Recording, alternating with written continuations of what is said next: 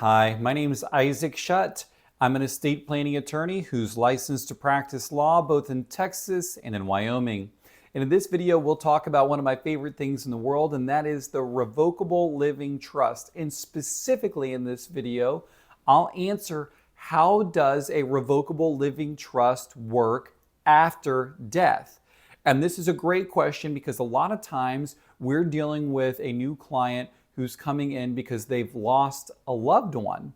So this video will be from the perspective of the person who's actually dealing with the trust after the person who established the trust has died. So let's say in this example that you've been listed as the trustee in this trust document. Let's talk about how this trust will work now.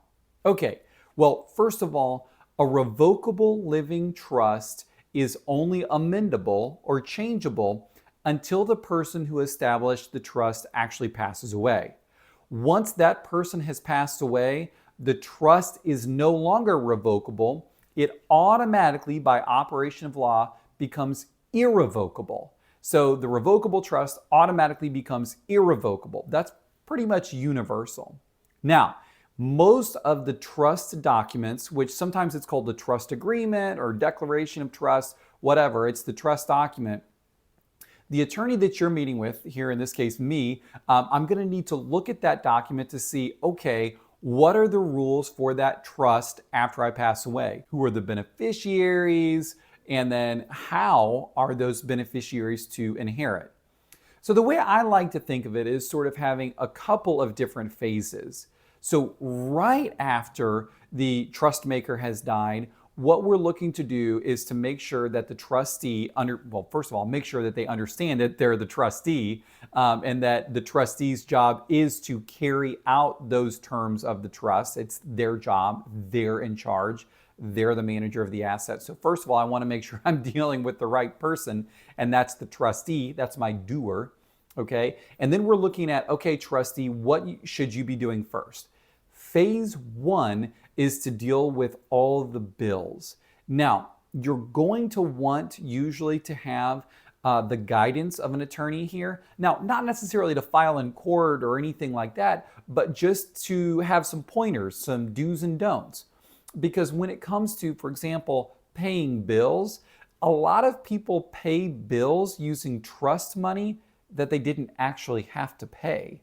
And so I hate it when a new trustee comes into our office and I ask them, well, what bills are there? And they say, you know what? I already paid off all the credit cards and I paid all this and I paid off all that and I already satisfied that. And I'm going, ugh, I'm not sure you necessarily would have been legally required to use trust money to pay for all those things.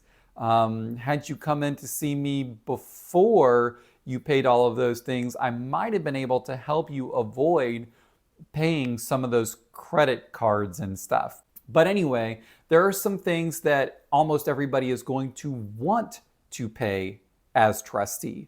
So that's going to be like your funeral and burial. So let's say somebody has fronted some funeral and burial expenses. Well, then the trust needs to reimburse those people. And usually the trust document will say that.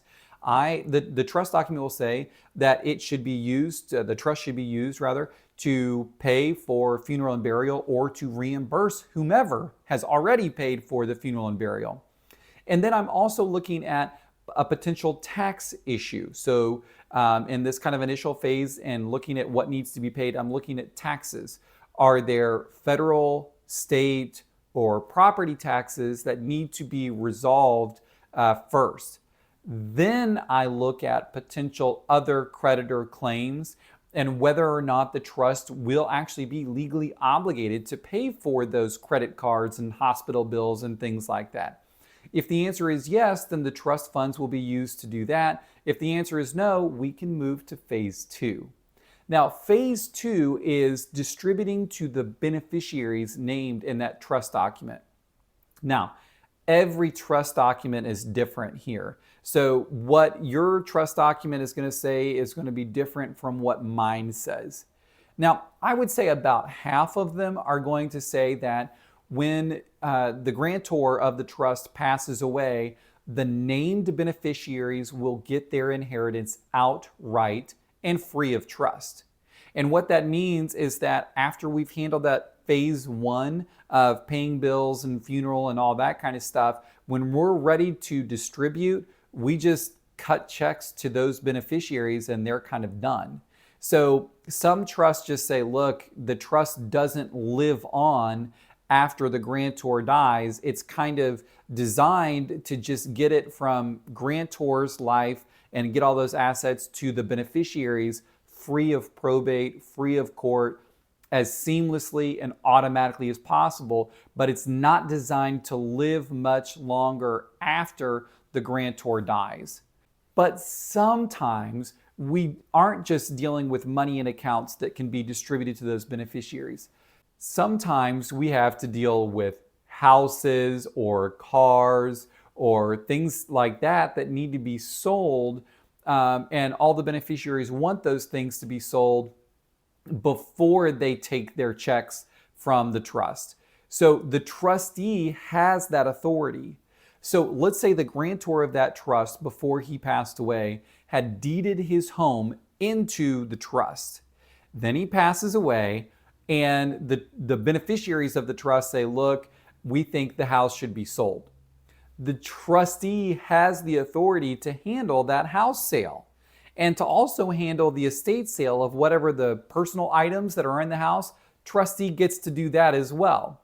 So if you kind of look at it in terms of phases, after the person passes away, again, we're going to deal with any bills that need to be resolved. We don't pay anything that we don't want to pay and we're not legally required to pay. Then next we move on to anything that needs to happen in terms of the trustee may needing to sell a home or sell a car. Trustee has the ability to do all that. And then finally, they're going to distribute to the beneficiaries. Now, remember how I said not all trusts are the same, and some trusts are not going to have a direct distribution to the beneficiaries after all that's done? Well, a lot of trusts are designed to live on past the trust maker's life. And so when we look at that trust document after somebody passes away, that's a big thing that the attorney will be looking for, to say, okay, how do the beneficiaries inherit? Do they get those outright distributions like in a check? Or is the trust supposed to live on for them? And that can take shape in a bunch of different ways.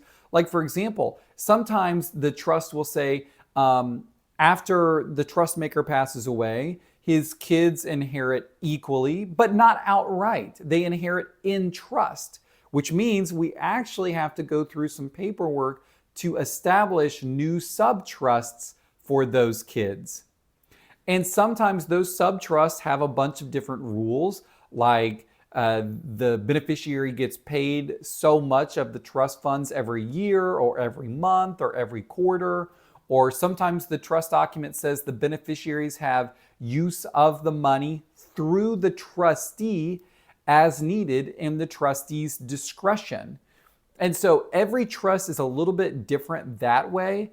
But the basic phases of handling a trust after somebody passes away are: we deal with the bills, then we sell any assets that need to be sold. The trustee can handle that.